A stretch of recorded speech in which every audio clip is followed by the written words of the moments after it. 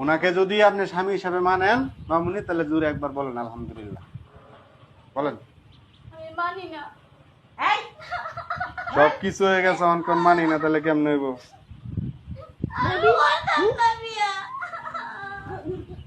মারেন না, আর মারেন না। মেয়ের একে তো জোর করে বিয়ে দিতেছেন, বুড়া বুড়ার লগে আবার মারতেছেন।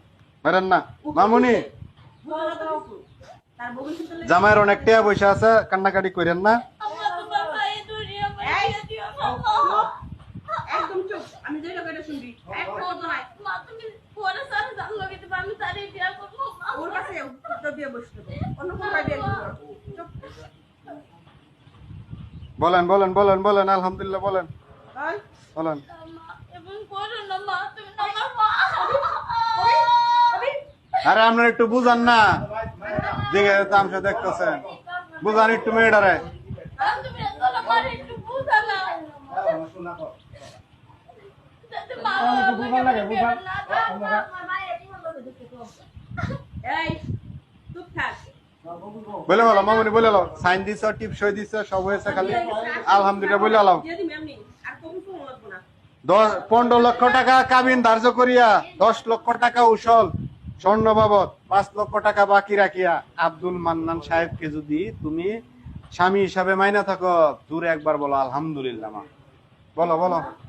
হ্যাঁ ক আমাকে বেলা শেষ, আমরা যাবো গা। আমরা এগুলো কান্নাকাটি দেখতে আসিনি।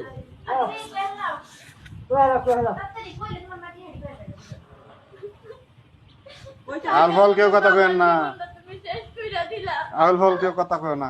দেখি মামুনি বলেন বলেন আলহামদুলিল্লাহ বলেন, ওই কান্নাকাটি করে লাভ নাই। আমার কত দেখতেছিস না? আপনার মেয়েরা রাজি করেন, তাড়াতাড়ি রাজি করেন। বলেন বলেন মামুনি, কবুল বলেন, দেরি করেন না গো, নামাজের টাইম হয়েছে, যাইতে হবে আমার। এই যে তাড়াতাড়ি বল, কাজী সব কতক্ষণ বসে থাকবো? মা বিয়েটা বাদ দিও না মা। সব পড়ানি শেষ, তোর কবুল করবো না? আমি এমনি তোরে দিয়ে দিব উড়াইয়া। কবুল আমার লাগবো না, এমনি দিয়ে দিব, লাগবো না আমার। আরে কবুল শোনা লাগবে, একবার বলেন।